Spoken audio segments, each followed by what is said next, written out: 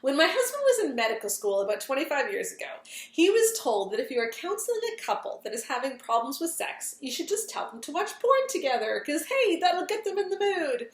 Well, I'm happy to say that researchers have now figured out that is a really bad idea because porn just kills your sex drive. It has horrible effects on your brain, your marriage, and your sex life. And I want to talk today about what porn does to a guy's libido. So here's what happens. Basically, in today's society, guys tend to get hooked on porn when they're teenagers. So you got to picture this little teenage kid, and he's starting to get sexual feelings, and the very first thing that he sees is pornographic images. And what does he do? Okay, not to get too gross or anything, but he masturbates, okay? Because porn and masturbation go hand in hand, haha. Sorry, but that just had to say it. So here this kid is, and what he's doing is he is reinforcing in all those chemical pathways in his brain the arousal function, the sexual response function that's going to go along with porn. And he's teaching his body that what's arousing is an image or a video rather than a person. And then you should see the emails that I get like every day from women saying things like, we had sex twice on our honeymoon, and I've been married for 4 months now, and we haven't had sex since because my husband just isn't interested. That is what pornography does. It robs people of healthy sex in marriage. Yeah, and I don't think that we truly understand how this works.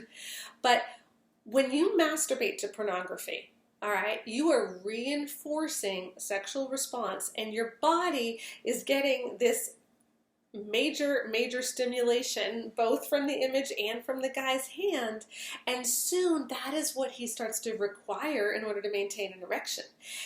And then when he's married, it's really common to get something called porn-induced erectile dysfunction. And this can cause a huge cycle because when guys get erectile dysfunction, they get freaked out. They think, oh my gosh, I'm no longer a guy anymore, because guys judge their manliness by, their ability to have sex. And if they can't get aroused by their wife, if they can't keep an erection, then they start thinking, I need to pull back from sex even more. And so not only do they find it hard to get aroused by their wife, then they can't perform. I was reading an interesting article yesterday about a big study that was done on porn and arousal with men and women. And one thing they found with men is they showed the same pornographic video to them 5 times in a row.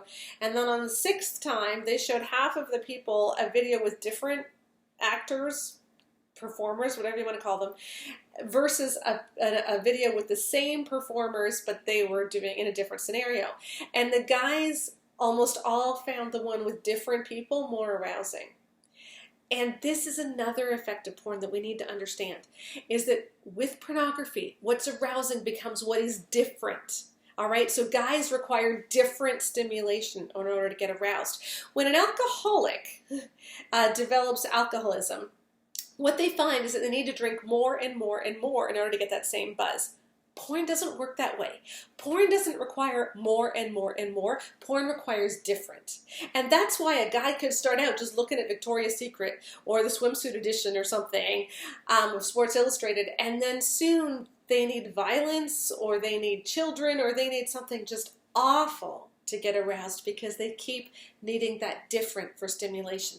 This is really dangerous, people. This is really gross, and we need to confront it. And by the way, the same thing happens with women. And let's remember that 28% of porn users are female, and so women are starting to change our own ways that we react and our own sexual response, so that for us, what is arousing can be a video too. And again, it just makes it really difficult to get aroused with our husbands. We have to go into fantasy in order to get that same sexual response. Really dangerous. But there's one other aspect I really want to talk about, and it's this. See, pornography and masturbation addiction is often fed or fueled by people's natural feelings of stress or worry or whatever. Because here's what happens. So let's say that you're 16, 17 years old, you feel like you have no friends, you feel just stressed. And that's an uncomfortable feeling. Nobody likes to feel that way. Nobody likes to feel stressed. And so what they often do is they'll turn to porn to get rid of that stress, because porn is about me pleasuring myself. I'm focused on my own pleasure, and it takes away those ugly feelings. So this becomes the way that people train themselves to deal with these feelings. Now, in marriage, if you want to be intimate, you need to be able to share your feelings, your fears, your dreams with your spouse. In fact, that is what sex is supposed to be. The Bible actually uses the word knowing for sex. You know, Adam knew his wife Eve. That sounds like a euphemism, but God honestly meant it, that we know each other. It's two people coming together. And that's why, by the way, that the more emotionally intimate we are, like the more we're actually going to feel sexy towards each other, the more libido is going to grow. That's why makeup sex is real. When you're emotionally vulnerable, you tend to feel that sexual pull towards each other. But what happens with someone who has never learned how to be emotionally vulnerable? What a lot of spouses of porn users are found is that porn user isn't even able to voice what they are really feeling about certain situations. When they get scared, when they get anxious, they just simply withdraw. They don't talk about it because they don't have words for it. They've never learned how to experience these feelings, because in the past, as soon as the feelings come, they turn to pornography. And then that just derails that ability to have an intimate relationship. So if you were going to rebuild intimacy after a porn addiction, after he has quit porn or she has quit porn, and they're no longer dealing with that anymore, it's not just about quitting the porn. It's about learning how to deal with all those negative feelings that you have pushed down for so long, learning how to get real with yourself, with God, and with your spouse. And that's a really scary thing. But let me just give you this hope. Porn users, if you can learn to do that, if you can learn to confront your feelings head on, to even voice them, you're going to find that is a major tool in your recovery. Because as we get more real with ourselves, as we open ourselves up more to God, as we open ourselves up to our spouse, we're going to learn how to be vulnerable again.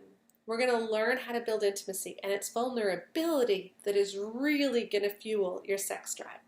So stop the porn. It completely hijacks your sexual arousal and sexual response and makes sex and marriage so difficult, if not impossible. But it also cuts you off from your true self, and that's going to prevent you from really ever knowing your spouse. Cut the porn out, and you're going to find yourself in a much better place in all aspects of your life.